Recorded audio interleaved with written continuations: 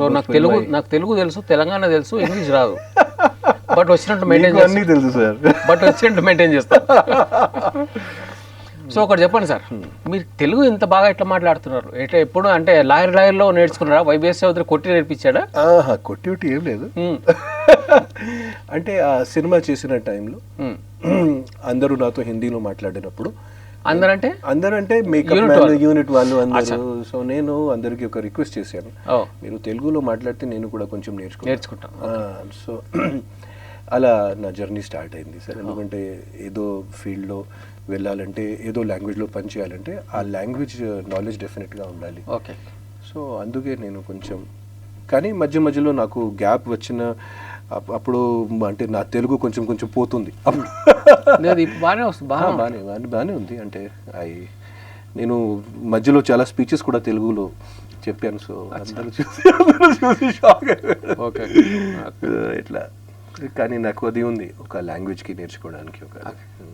So Telugu ఆయన ఎట్లా discover చేసింది సార్ మీకు వైవిఎస్ చౌదరి గారు? అది సార్ ఒక పెద్ద మైథాలజికల్ కథ. చెప్పండి షార్ట్గా నేను చెప్తాను sir.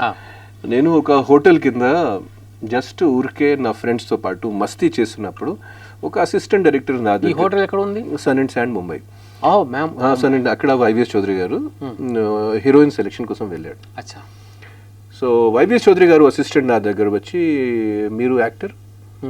Are you an actor? Of course I'm an actor. So మా డైరెక్టర్ ఇక్కడ ఆడిషన్ చేస్తున్నారు పైన. So can you give an audition? Okay, problem ఏంటి? ఓకే. సో నేను వెళ్ళాను పైకి, ఓకే, ఆడిషన్ ఇచ్చాను. వైవిఎస్ చౌదరి గారికి నచ్చింది ఆడిషన్. కానీ ఆయన ముఖ్యంగా హీరోయిన్ కోసం వచ్చాడు, హీరోస్ కోసం రాలేదు.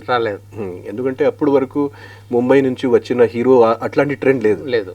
హీరో అంటే తెలుగు హీరో ఉండాలి, హీరోయిన్ అంటే ముంబై నుంచి రావాలి, ఆ ట్రెండ్.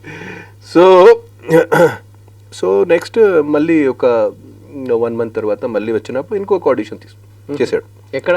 అక్కడ ముంబైలో. అప్పుడు నేను ముంబైలో సీరియల్స్లో బిజీ ఆర్టిస్ట్ అండి, చాలా బిజీ ఆర్టిస్ట్. సీరియల్స్ ముంబైలో, హిందీ సీరియల్స్, మరాఠీ, హిందీ సీరియల్స్ అండి. ఎందుకంటే ఆల్మోస్ట్ నేను 1500 ఎపిసోడ్స్ వరకు. చాలా ఛానల్ వచ్చింది అంటే ఆల్ జీ. ఆ టైంలో స్టార్, అంటే ఆ టైంలో నెంబర్ 1 ఛానల్ అంటే జీ. స్టార్ ఛానల్కి జస్ట్ అంటే స్టార్ట్ అవుతుంది ఈ Kyunki Saas Bhi Kabhi Bahu Thi and all, just. కానీ దానికి ముందు ఇది.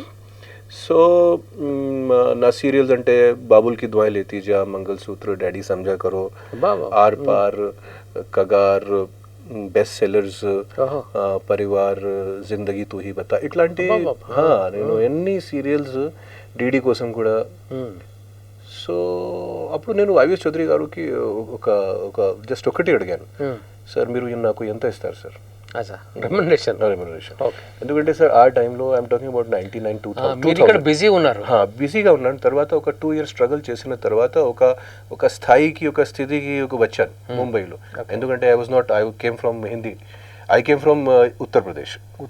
ఎక్కడికి వచ్చారు? బాంబేకి. సో అంటే ఇండియాలో ఎవరైనా ఆర్టిస్ట్ అవ్వాలంటే ముంబైకి వస్తారు సార్. యాక్చువల్గా ముంబై వాళ్ళు అక్కడ చాలా మినిమం పర్సన్స్. షారూక్ ఖాన్ ఢిల్లీ నుంచి వచ్చాడు, అమితాబ్ బచ్చన్ యూపీ నుంచి వచ్చాడు, శత్రుఘ్న సిన్హా బీహార్ నుంచి వచ్చాడు, ధర్మేంద్ర పంజాబ్ నుంచి వచ్చాడు. సో ఇట్లా. సో నేను అదే చెప్పాను సార్. సో హీ సెడ్, మీకు నా గురించి తెలియదు, నేను ఒక పెద్ద డైరెక్టర్ని, అంటే so you should not ask that. అంటే ఇది నా ఇష్టం, what ever I want I will give you. So I said, ఒకటే సార్, ఐ సెడ్ సార్, ఆయన ప్రొడ్యూసర్ అని అసలు సార్ అది ఆ యుగంలో ఈ సోషల్ మీడియా, ఇంటర్నెట్ లేదు కదా. సో అప్పుడు సౌత్ అంటే నాకు చిరంజీవి గారు తెలుసు, నాగార్జున గారు తెలుసు, మణిరత్నం గారు తెలుసు, రామ్ గోపాల్ వర్మ గారు తెలుసు. అది తర్వాత నా నాలెడ్జ్ జీరో సౌత్ ఇండస్ట్రీ గురించి. అప్పుడు అంతే కదా. సో ఆ టైంలో అంత లేదు సోషల్ మీడియా కానీ, ఇంటర్నెట్ కానీ. సో ఓన్లీ మాత్రం పేపర్స్లో మేము ఏం చదువుతాను అదే, అంతే పేపర్స్లో, అది కూడా సినే పేపర్స్లో. సో నేను ఆ ఆఫర్ రిఫ్యూజ్ చేశాను. కానీ ఒక సినిమాలో ఒక పెద్ద రిఫర్ చేశారంటే ఆయన రెమ్యునరేషన్ చెప్పలేదని చెప్పి. ఇంకోటి మ్యాటర్ ఏంటంటే ఆయన ఒక 1 year అడిగారు. అగ్రిమెంట్, ఇంకేం పని చేయదు. ఏం పని చేయదు, ఒక గెటప్ కూడా మార్చాలి, గడ్డం పెంచాలి, ఇది అన్నీ. సో నేను రిఫ్యూజ్ చేశాను. కానీ ఆ టైంలో ఒక ఇన్సిడెంట్ జరిగింది సార్. ఒక పెద్ద సినిమాలో వాళ్ళు నాకు హీరోగా కన్సిడర్ చేసినప్పుడు, హిందీ పెద్ద సినిమాలో వాళ్ళు నన్ను లాస్ట్ మూమెంట్లో రిజెక్ట్ చేశారు. అచ్చా. నాకు టీవీ ఆర్టిస్ట్ చెప్పి రిజెక్ట్ చేశారు. ఓ. సో ఆ టీవీ ఆర్టిస్ట్ నాకు ఒక అబ్యూజ్ లాంటి, ఒక అట్లాంటి అనిపించింది. అంటే ఆ రోజుల్లో ఆ ఫీలింగ్ ఉండేది, ఇప్పుడు కూడా కొంచెం ఉంది.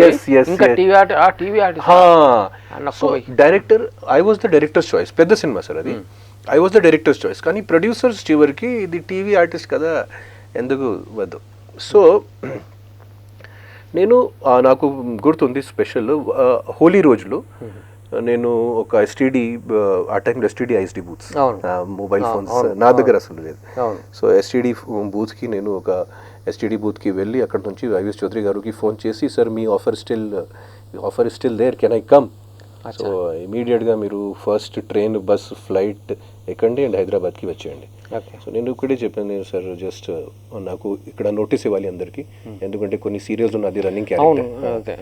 సో నేను అందరికీ నోటీస్ ఇచ్చాను. ఒక 30 daysలో అన్ని పని పాటలు ఫినిష్ చేసి హైదరాబాద్ బ్యాగ్తో బెడ్డింగ్తో వచ్చాను. అది తర్వాత 2001లో ఇది జరిగింది. 2000 ఎండ్. అచ్చా. ఎందుకంటే సినిమాకి 1.5 year పడింది సార్. వైవిఎస్ చౌదరి గారు ఆ సినిమా టైంలోనూ కూడా చాలా స్ట్రగుల్స్ ఫేస్ చేసి ఒక 1.5 year పడింది ఈ సినిమా కంప్లీట్ చేయడానికి. సో దిస్ వాజ్ ఇయర్ 2000 అండి. ఓకే. 2002లో రిలీజ్ అయింది సినిమా. ఇంతగా హీరోయిన్ పట్టుకున్నాడా మీ ఇంటిని తిరుగుతున్నాడు ఆయన? హీరోయిన్ తర్వాత హీరోయిన్తో పాటు నాకు ఆడిషన్ కూడా, మా కెమిస్ట్రీ కూడా చూశారు.